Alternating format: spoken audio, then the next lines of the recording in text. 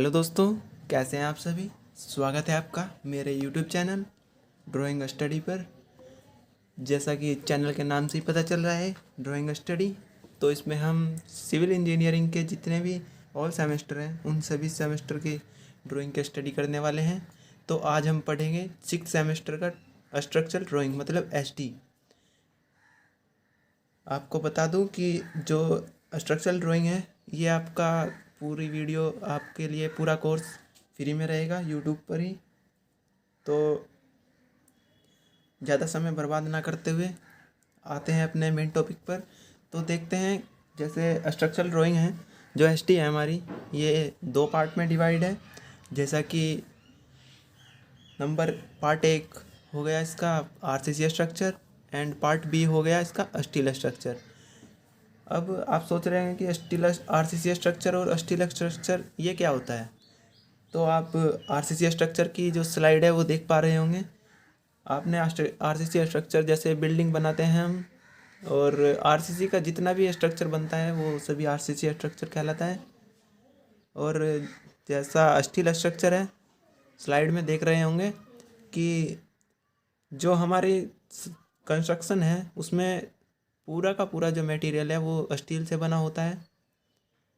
तो आते हैं अपने पार्ट ए पर।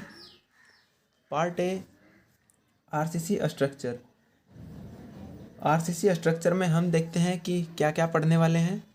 आरसीसी स्ट्रक्चर में पहले चैप्टर का नाम जो है वो हम इसमें बीम पढ़ेंगे, दूसरा चैप्टर कॉलम का पढ़ेंगे, तीसरा चैप्टर स्लैब का पढ़ेंगे, और फिर वॉर्टल फ्रेम पढ़ेंगे और डॉग लेग स्टेयर पढ़ेंगे। ठीक है दोस्तों, तो इसी तरीके से स्टील स्ट्रक्चर में आते हैं। स्टील स्ट्रक्चर की जो बात करते हैं, पहला चैप्टर इसका होगा कॉलम एंड कॉलम बेसिस, और दूसरा चैप्टर जो होगा कॉलम बीम कनेक्शन, तीसरे चैप्टर का नाम है रूफ ट्रस। तो आज की वीडियो में हम आरसीसी के जो पहला चैप्टर है इसका इंट्रोडक्शन पढ़ेंगे और साथ साथ इसकी ड्राइंग भी बनाएंगे।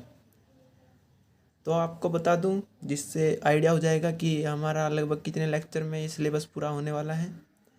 बीम के हम पढ़ेंगे 3 क्वेश्चन, कॉलम के हम करेंगे लगभग 6 क्वेश्चन, और स्लैब हमारी 2 क्वेश्चन में कंप्लीट होने वाली है। इसी प्रकार पोर्टल फ्रेम 2 क्वेश्चन में पूरा हो जाएगा, और डॉग लेग स्टेयर जो है वो उसमें हम 1 क्वेश्चन करने वाले हैं। स्टील स्ट्रक्चर की बात करें तो पहले चैप्टर में हम 3 क्वेश्चन को पढ़ेंगे, दूसरे चैप्टर में 4 क्वेश्चन को पढ़ेंगे, तीसरे चैप्टर में 1 क्वेश्चन करेंगे। तो कुल मिलाकर हमारा 20-22 लेक्चर में पूरा सिलेबस कंप्लीट होने वाला है। तो चलिए स्टार्ट करते हैं अपना आरसीसी स्ट्रक्चर का पहला chapter beam.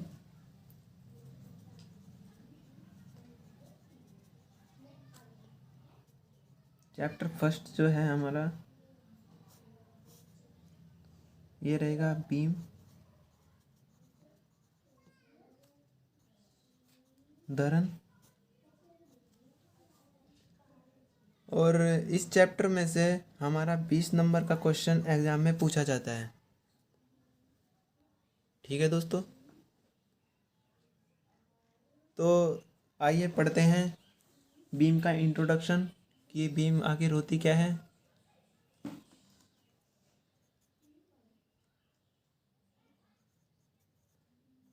Introduction of beam. Introduction of beam. तो दोस्तों आपको बता दूं कि तो बीम जो है हमारा किसी भी संरचना का वह हॉरिजेंटल मेंबर होता है जिस पर जो छत का भार होता है वो बियर करता है।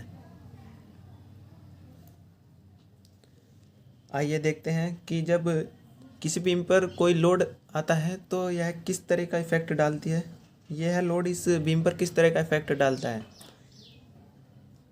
जैसे मैं एक बीम का डायग्राम बनाने जा रहा हूँ।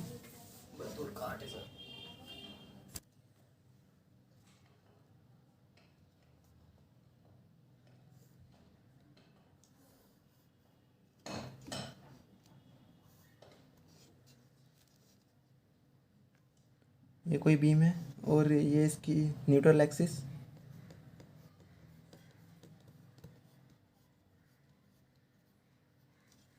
ये है न्यूट्रल एक्सिस, मतलब उदासीन अक्ष। और जो न्यूट्रल एक्सिस से ऊपर का जो एरिया होता है इसे कंप्रेशन जोन बोलते हैं।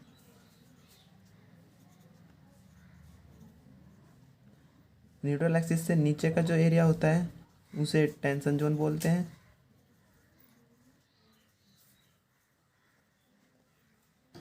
अब जैसे ही इस पे कोई लोड आता है,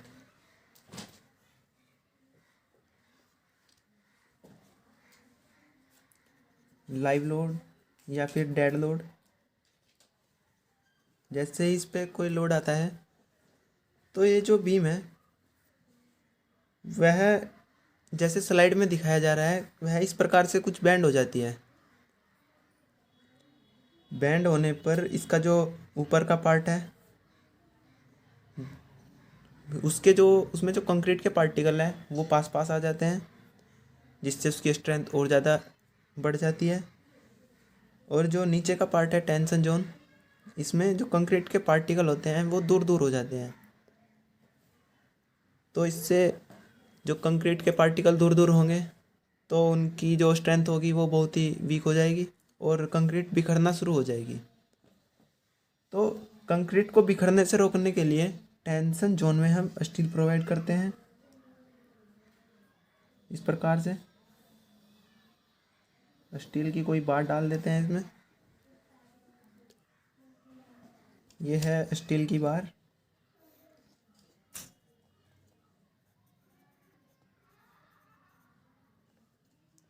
तो जब लाइव लोड आता है तो यह कुछ इस प्रकार से इफेक्ट डालती है कि इसका जो अपर कॉर्नर है, जो अपर सरफेस है वो इस तरीके से बैंड हो जाएगा, वो नीचे वाला सरफेस भी इसके साथ साथ बैंड होगा। जो न्यूट्रल एक्सिस है वो बेंडिंग पोजीशन में भी सेंटर में ही रहेगी।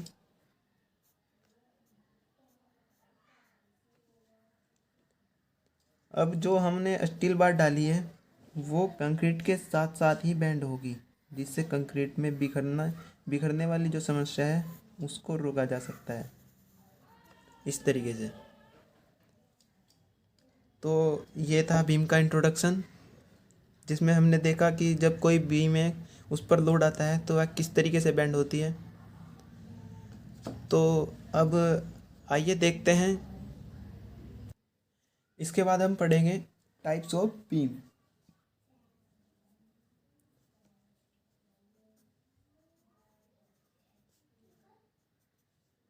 टाइप्स ऑफ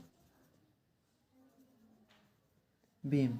अब types of beam according to support भी हो सकता है और अकॉर्डिंग टू स्टील भी हो सकता है। तो इसमें हम types of beam according to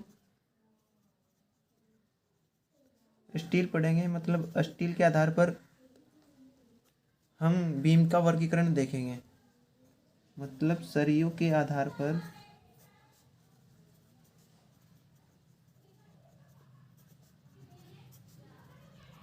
धरन का वर्गीकरण।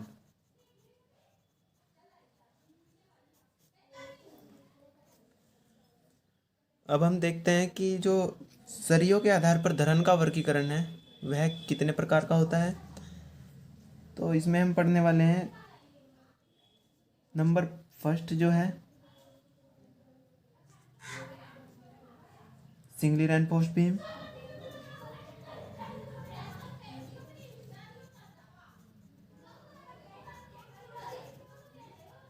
सिंगली रेनफोर्स्ड बीम मतलब एकल प्रबलित धरन।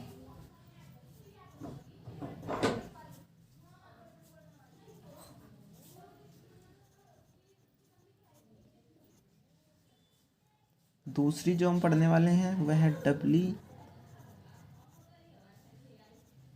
Reinforced beam.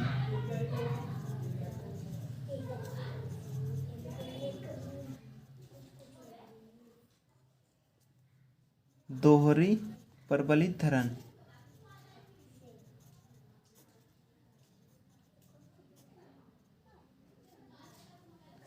और तीसरी है हमारी कैंटिलीवर बीम।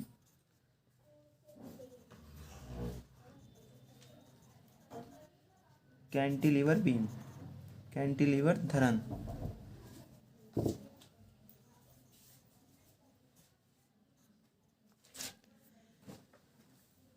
आइए तो हम देखते हैं कि सिंगली रेनफोर्स्ड बीम जो है हमारी वो कैसी होती है, डबली रेनफोर्स्ड बीम हमारी कैसी होती है, और कैंटिलीवर बीम हमारी कैसी होती है। तो देखते हैं सिंगली रेनफोर्स्ड बीम। जैसा कि डायग्राम में दिखाया गया है कि ये एक सपोर्ट है जो हमारी दीवार या कॉलम से बनी होती है। ये दूसरी सपोर्ट, अब इस सपोर्ट पर हमारी ये बीम टिकी हुई है, ये वाली। इस बीम की ये न्यूट्रल एक्सिस है। और जब इस पर कोई, इसको एकल रेनफोर्स्ड बीम मतलब एकल प्रबलित धरनी क्यों कहा गया है?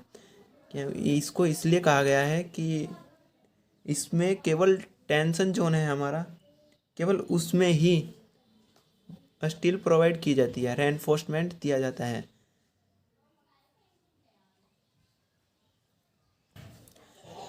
कंप्रेसर जोन, जो इसका जो कंप्रेशन एरिया होता है उसमें हम स्टील प्रोवाइड नहीं करते हैं। जब हम इसकी टेंशन जोन में ही स्टील प्रोवाइड करते हैं, इसलिए ही इसको मतलब एक ही एरिया में हमने स्टील प्रोवाइड की है, इसलिए ही इसको एकल प्रबलित धरण सिंगली रेनफोर्स्ड बीम कहा जाता है। तो अब हम दूसरी बीम पढ़ते हैं। यह रही हमारी दूसरी बीम, डबली रेनफोर्स्ड बीम मतलब दोहरी प्रबलित धरण। नाम से ही पता चल रहा होगा कि दोहरी प्रबलित धरण, डबली रेनफोर्स्ड बीम। ये हमारी सपोर्ट है, एक ये सपोर्ट है और ये हमारी बीम डली हुई है इस पर सपोर्ट पर। इसमें हम क्या करते हैं, जब हमारी compression zone and tension zone दोनों ही जोन में हम स्टील प्रोवाइड करते हैं, तो इस कंडीशन में जो हमें बीम प्राप्त होती है उसे हम डबली रेनफोर्स्ड बीम कहते हैं। अब आप सोच रहे होंगे कि ऐसा क्यों करते हैं। आपको सिंगली रेनफोर्स्ड बीम के बारे में बता दूं कि जब हम किसी लोड को इस प्रकार डिजाइन करते हैं, जब बीम को इस प्रकार से डिजाइन करते हैं कि जो उस पर आने वाला लोड है वह उसको ईजिली ही सहन कर लेती है, तो उस कंडीशन में हम सिंगली रेनफोर्स्ड बीम का यूज़ करेंगे। अब जब हमारा लोड इसकी कैपेसिटी से ज़्यादा होगा तो हमें इसका साइज बढ़ाना पड़ेगा, इस बीम का साइज बढ़ाना पड़ेगा यदि हमें इसे डबली नहीं करना है तो। और कहीं कहीं हमें इसका साइज बढ़ाने से नुकसान भी है, क्योंकि हमारी जो ज़मीन है वो बहुत ही महंगी मिलती है।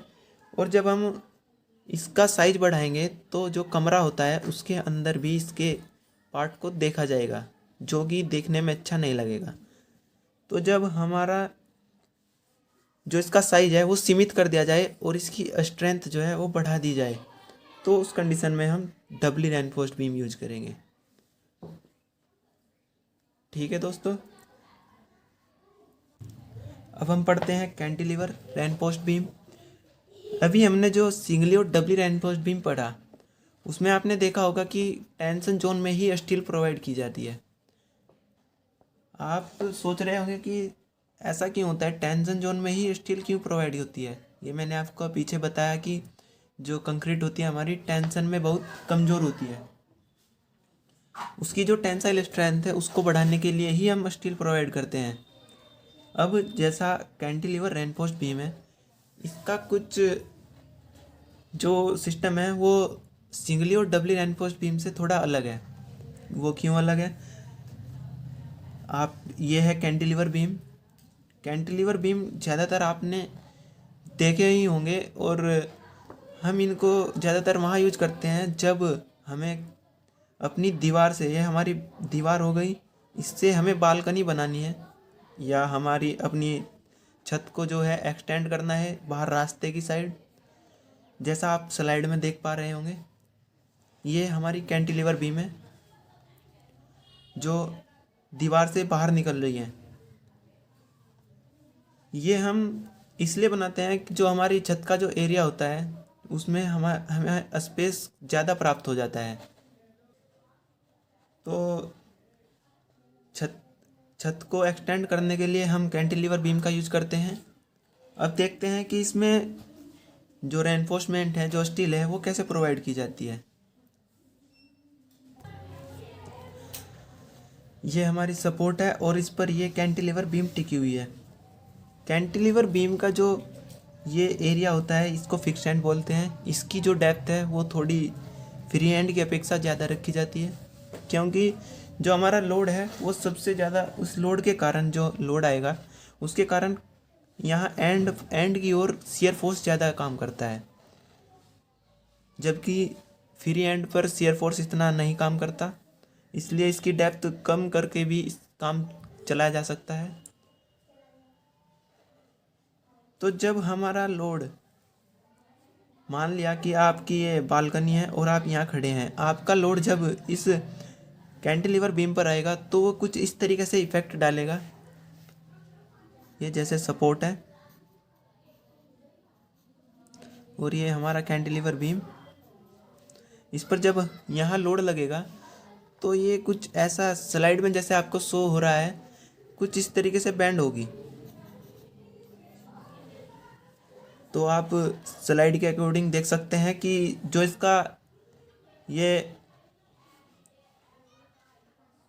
ऊपर का एरिया है वो टेंशन में आएगा, क्योंकि जो ऊपर की कंक्रीट है वो तनाव में आएगी, खींचेगी, और नीचे का जो हिस्सा है वो कंप्रेशन जोन में आएगा।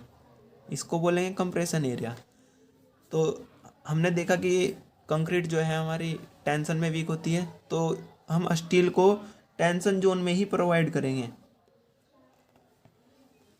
उसमें देखा हमने सिंगली और डबली रेनफोर्स्ड बीम में देखा कि टेंशन जोन हमारा नीचे आता था, लेकिन इसमें टेंशन जोन न्यूट्रल एक्सिस के ऊपर आता है, जैसा कि आपको बताया गया है, चित्र में भी दिखाया गया है।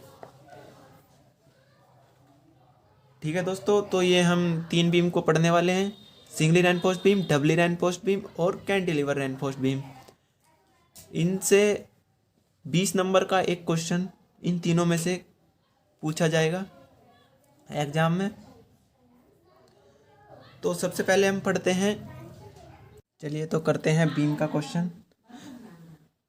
और बीम का क्वेश्चन करने से पहले बीम का जो हमें नोमेनक्लेचर है उसको जानना आवश्यक हो जाता है, धरन का जो नामकरण है, क्योंकि हमें क्वेश्चन में जो गिवन डाटा होगा उसमें हमें पहचानना है कि किस पार्ट को क्या नाम दिया गया है और हमें किस तरीके से ड्राइंग पर उस पार्ट को दिखाना है।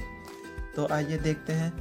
पहले हम एक जिस तरीके से डायग्राम है इसमें हम प्रत्येक पार्ट का नाम लिखेंगे। यह है हमारी सपोर्ट, एक सपोर्ट यह है, एक सपोर्ट यह है, और इन दोनों सपोर्ट की जो अंदर से अंदर तक की डिस्टेंस होती है उसको बोलते हैं हम क्लियर स्पान। ये हमारी दोनों सपोर्ट पर स्लैब डली है, बीम डली है, सॉरी। अब बीम जो है सपोर्ट पर कितनी अंदर तक डाली गई है उसको बोलते हैं हम बियरिंग। ये भी हमें क्वेश्चन में दिया होगा, बियरिंग। इसके बाद हम इसमें रेनफोर्समेंट प्रोवाइड करते हैं, उसमें सरिया डालेंगे। नीचे वाली जो बार होती है उसको कहते हैं मेन बार, ऊपर वाली जो बार होती है उसको कहते हैं एंकर बार, और जो ये वर्टिकल लाइन दिख रही है इनको बोलते हैं वर्टिकल स्टीरप्स, मतलब उधर की छल्ले।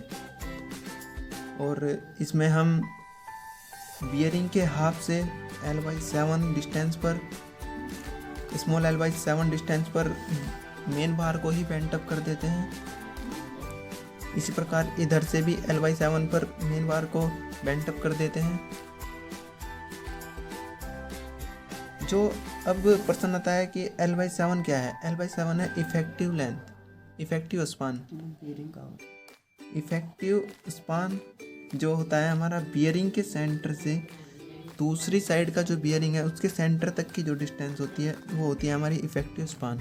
ये हमें क्वेश्चन में कभी कभी देता भी नहीं है, तो हमें निकालना होता है। तो इफेक्टिव स्पान हम आप डायग्राम से देख रहे होंगे कि किस प्रकार निकाल सकते हैं। यदि हम क्लियर स्पान में हाफ बियरिंग इधर से जोड़ दें प्लस हाफ बियरिंग इधर से जोड़ दें तो हमारा जो टोटल होगा वो इफेक्टिव स्पान हमें मिल जाएगा।